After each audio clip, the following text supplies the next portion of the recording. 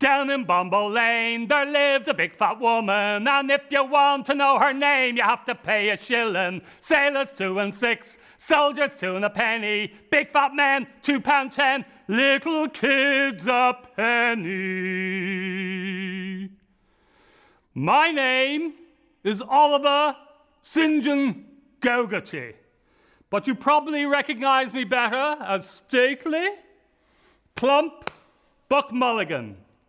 I've come here today to celebrate my one-time friend, James Augustine Aloysius Joyce, who over 100 years ago published Dubliners, one of the greatest short story collections in English literature. He may have been a bit of a bowsy, but my God, could he write. Mulligan, will you ever clear off there? Joyce, writing to Grant Richards, who eventually published Dubliners in 1914. It is not my fault that the odour of ash pits and old weeds and offal hangs around my stories. I simply seriously believe that you will retard the course of civilization in Ireland by preventing the Irish people from having one good look at themselves in my nicely polished looking glass. And boy, were those portraits something. Here's Mrs. Carney's description of her other half in A Mother. She respected her husband in the same way as she respected the General Post Office, as something large, secure, and fixed. And though she knew the small number of his talents, she appreciated his abstract value as a male. Joyce frequently communicated his frustrations to his brother Stanislaus when he was trying to get some of the stories published that would eventually make up the short story collection Dubliners. I sent my story, The Clay, to the literary world, but the cursed stupid ape that conducts that journal neither acknowledged it nor sent it back. This type of thing is maddening. Am I an imbecile, or are these people imbeciles? And I guess you wouldn't blame Joyce when this was the correspondence to him from one George W. Russell, Editorial Department, The Irish Homestead. Dear Mr. Joyce, look at the story in the paper, The Irish Homestead. Could you write anything simple, rural, live-making, pathos, which could be inserted so as not to shock the readers? If you could furnish a short story of about 1,800 words suitable for insertion, the editor will pay you £1. It is easily earned money if you can write fluently and don't mind playing to the common understanding for once in a way. You may sign it any way you like, as a pseudonym. Joyce published 3 of his short stories, The Sisters, Evelyn, and After the Races, in the Irish Homestead. He signed them Stephen Daedalus, thus creating an enduring alter ego who would populate many of his novels, including Ulysses. Once in the dear dead days beyond recall, when on the world the mists begin to fall, out of the dreams that rose in happy throng, low to our heart love sang an old sweet song, and in the dusk where fell the firelight gleam, softly it wove itself into our dream. Just a song at twilight when the lights are low and the flickering shadows softly come and go. Though the heart be weary, sad the day and long, still to us at twilight comes love's old song, comes love's old sweet song. Even today we hear love's song of yore. Deep in our heart it dwells forevermore. Footsteps may falter, weary grows our way, still we can hear it at the close of day. So till the end, when life's dim shadow fall, love will be found, the secret, sweetest song of all. Just a song at twilight, when the lights are low, and the flickering shadows softly come and go. Though the heart be weary, sad the day and long, still to us at twilight comes love's old song, comes love's old sweet song.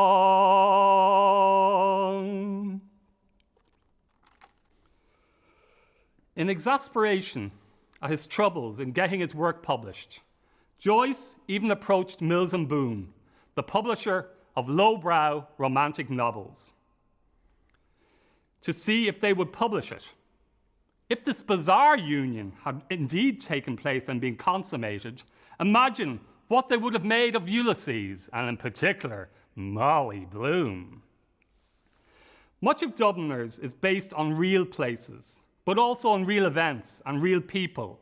It's probably one of the reasons why the publishers were so wary of it. After the Race captures a real event, the Gordon Bennett car race of 1903, although much of the action, as the name of the story suggests, occurs after the event. James Gordon Bennett was a flamboyant character whose love of sport and all-round daring-do was reflected in the 6th annual white-knuckled car races that bore his name. One of his chief claims to fame was that as publisher of the New York Herald, he provided the financial backing for the 1869 expedition by Henry Morton Stanley into Africa to find the explorer David Livingstone in exchange for the Herald having exclusive account of Stanley's progress. He often scandalized society with his flamboyant and somewhat erratic behavior.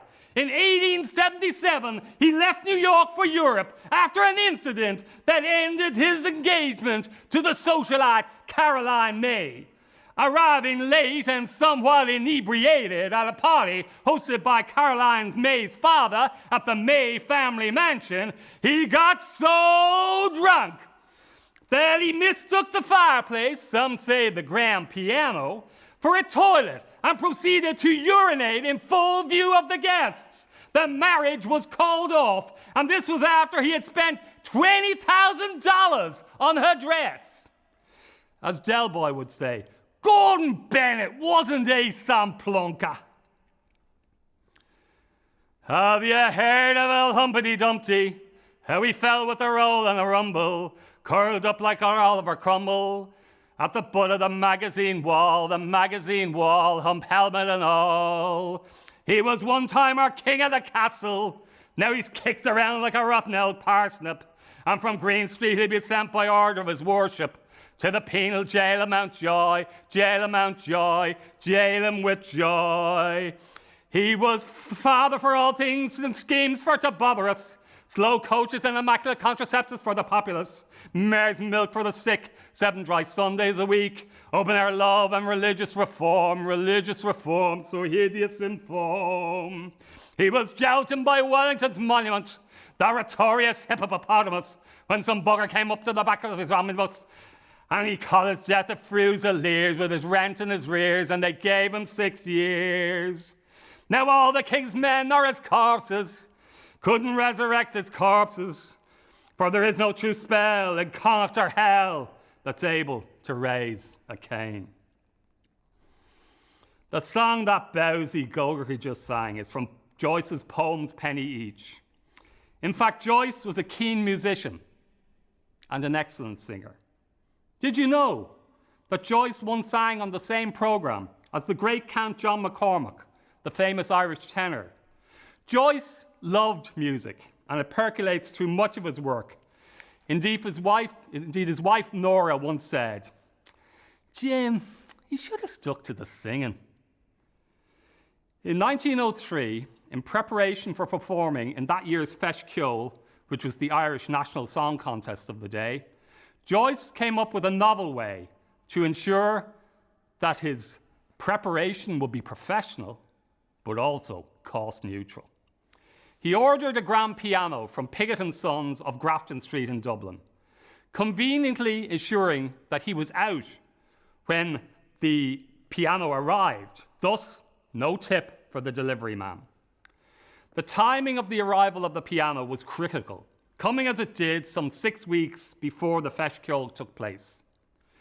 Joyce had absolutely no intention of paying for the piano, but realised that Pigotts would only come and repossess it when a period of 2 months had elapsed, following non-payment of the initial deposit. By that stage, Joyce had perfected his performance, fled the coup, and duly won a bronze medal at the Feis. Oft in the stilly night a slumber's chain hath bound me. Fond memories bring the light of other days around me. The smiles, the tears of boyhood years, the words of love then spoken, the eyes that shone, now dimmed and gone, the cheerful hearts now broken. Thus in the stilly night a slumber's chain hath bound me. Sad memory brings the light of other days around me. When I remember all the friends so linked together, I've seen them round me fall like leaves in wintry weather. I feel like one who treads alone some banquet hall deserted, whose lights are fled, whose garlands dead, and all but he departed. Thus in the stilly night a slumber's chain hath bound me. Sad memory brings the light of other days around me. Sad memory brings the light of other days around me.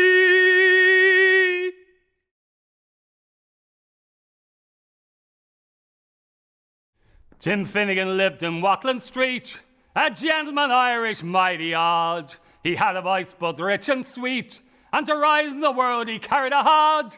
Now Tim had a sort of a tippling way. With the love of the liquor he was born, and to sell him on his work each day, to sup with the creature every morn. Whack full of down, out, dance with your partner, round the floor your trotters shake. Wasn't it the truth? I told you, lots of fun at Finnegan's wake. One morning Tim was rather full. His head felt heavy, which made him shake. He fell off the ladder and he broke his skull. So they brought him home, his corpse to wake. They wrapped him up in a nice clean sheet, laid him out upon the bed, a bottle of whiskey at his feet and a barrel of porter at his head. Whack full of down, out, dance with your partner, round the floor your trotters shake. Wasn't it the truth? I told you, lots of fun at Finnegan's wake. They all assembled at the wake, and Mrs. Finnegan called for lunch. Well, first they brought in tea and cakes, then pipes, tobacco, and whiskey punch. The widow below began to cry, such a finer corpse you ne'er did see. Dear Tim of Warning, why did you die? Will you hold your gob, says Molly McGee. Whack for the down, out, dance with your partners, round the floor your trotters shake. Wasn't it the truth? I told you, lots of fun at Finnegan's wake. Then Mary O'Connor took up the job.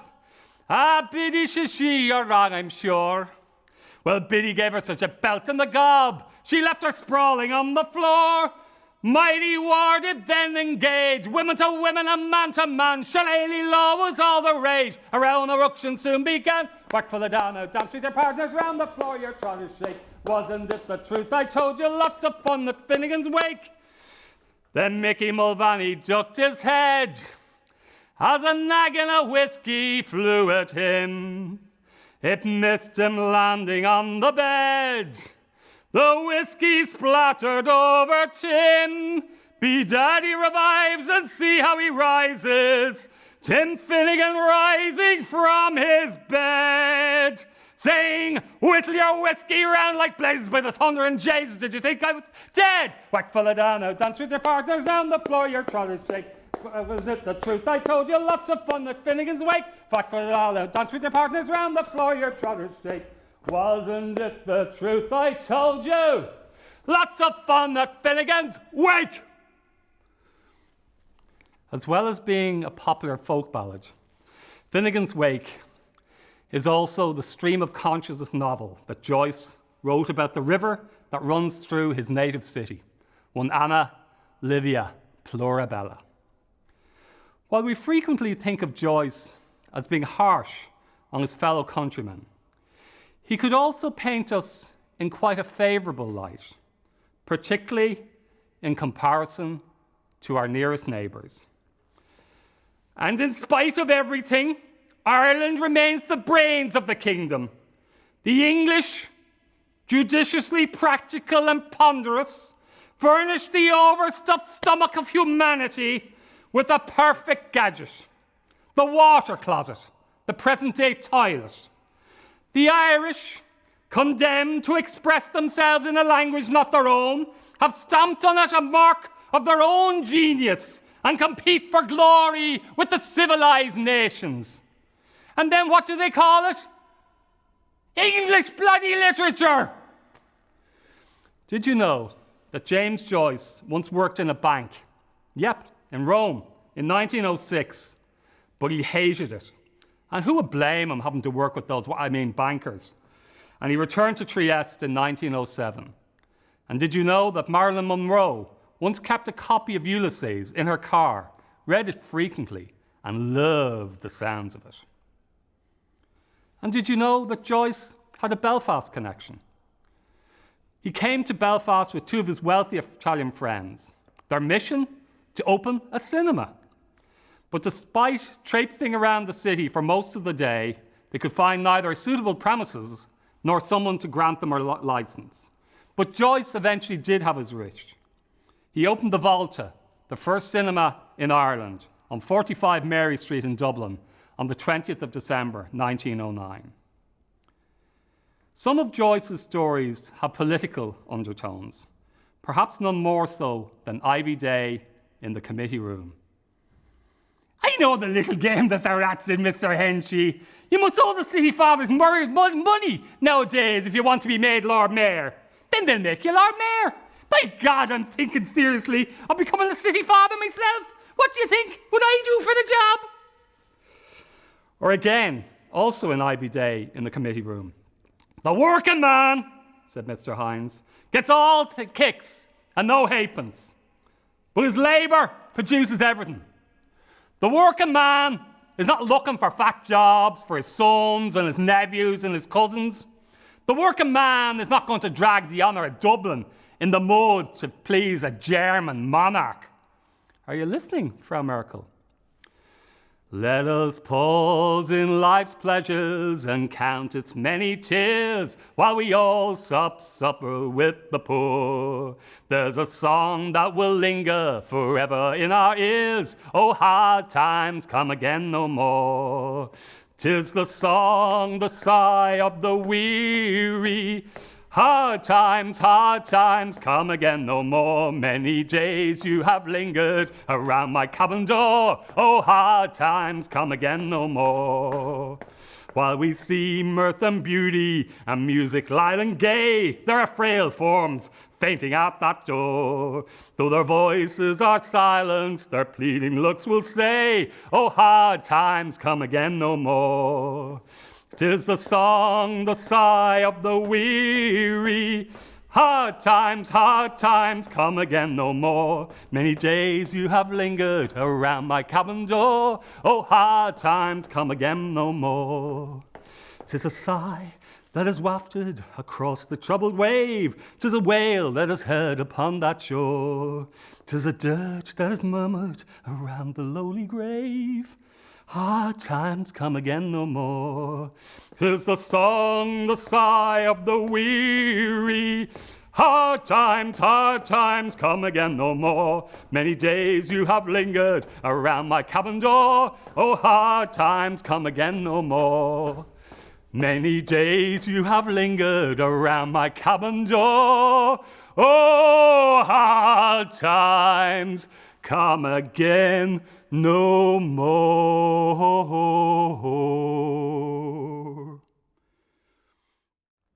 Joyce, of course, spent much of his time in exile, whether it be in Trieste, Paris, or Zurich, his final resting place. There was always something to keep him amused, engaged, or agitated, and sometimes all three at the same time.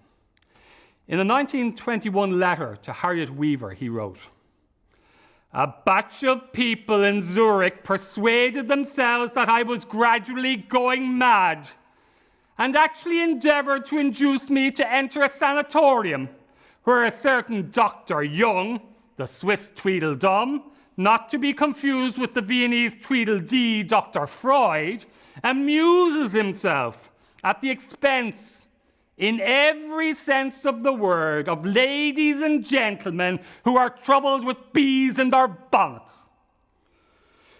It was the famous novelist Ezra Pound who invited Joyce to visit him in Paris. As Pound rather caustically reflected, "You said you were only going to stay for a week." Joyce remained there for almost 20 years. But not everyone was so taken with Joyce. Gertrude Stein summed him up like this: "Joyce is a good writer. People like him because he is incomprehensible, and anybody can understand him. But who came first, Gertrude Stein or James Joyce? Do not forget that my first great book, 3 Lives, was published long before Ulysses. But Joyce, he has done something. His influence, however, is local. Like Synge, another Irish writer, he has had his day." To which Joyce replied, "I hate intellectual women."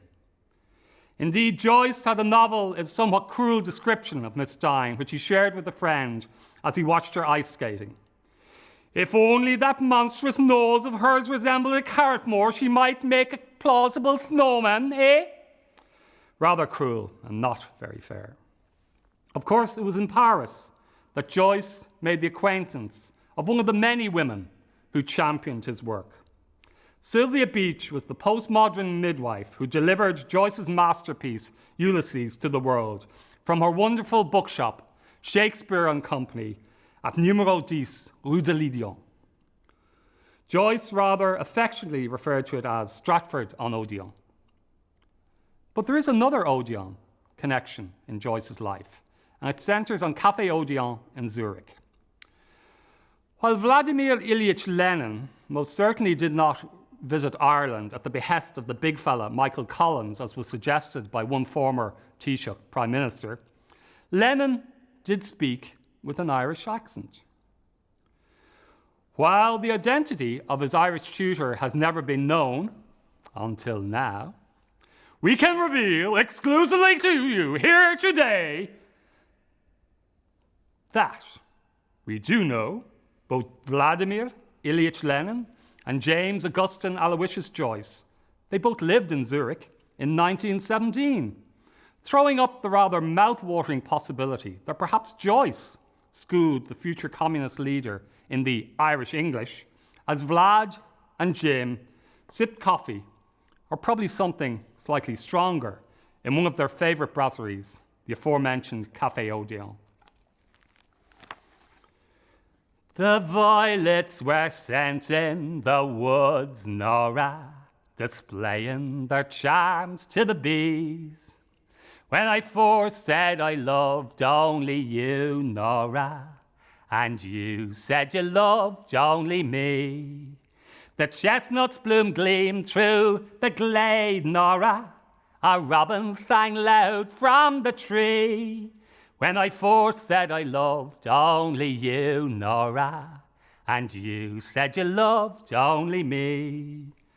The golden-rod daffodils shone, Nora. They danced on the breeze by the lea. When I first said I loved only you, Nora, and you said you loved only me. The birds in the trees sang a song, Nora, of happier transports to be. When I first said I loved only you, Nora, and you said you loved only me. Our hopes, they will never come true, Nora. Our dreams, they were never to be. Since I first said I loved only you, Nora, and you said you loved only me. Since I first said I loved only you, Nora, and you said you loved only me.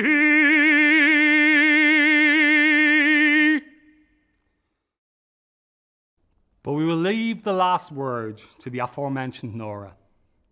Having returned to Zurich in 1940 to flee the Nazi occupation of Paris, Joyce underwent surgery for a perforated ulcer on the 11th of January 1941. While he at first improved, he relapsed the following day, and despite several transfusions, he fell into a coma. He awoke at 2 a.m. on the 13th of January 1941 and asked for a nurse to call his wife and son before losing consciousness again. They were still on their way when he died 15 minutes later. When asked if she would like a priest to officiate at the funeral, Nora replied, "I couldn't do that to him." Nora offered to repatriate Joyce's remains to Dublin, but our wonderful Irish government refused. So he, Nora, and their son Giorgio lie side by side in the Fluntern Cemetery in Zurich. A few light taps upon the pane made him turn to the window. It had begun to snow again. He watched sleepily the flakes, silver and dark, falling obliquely against the lamplight. Yes, the newspapers were right. Snow was general all over Ireland. It was falling on every part of the dark central plain, on the treeless hills, falling softly on the Bog of Allen, and further westward, softly falling into the dark, mutinous Shannon waves.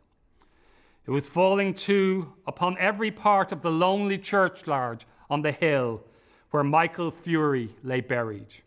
It lay thickly drifted on the crooked crosses and headstones, on the spears of the little gate, on the barren thorns. His soul swooned slowly as he heard the snow faintly falling through the universe and falling faintly like the descent of their last end upon all of the living and the dead. Of all the money that e'er I had, I spent it in good company. And of all the harm that e'er I've done, alas, it was to none but me. And all I've done, for want of which, to memory now I can't recall. So fill to me the parting glass. Good night and joy be with you all. Of all the comrades that e'er I had, they are sorry for my going away. And of all the sweethearts that e'er I had, they would wish me one more day to stay. But since it falls unto my lot that I should rise and you should not, I'll gently rise and I'll softly call, good night and joy be with you all. But since it falls unto my lot that I should rise and you should not, I'll gently rise and I'll softly call. Good night, and joy be with you all.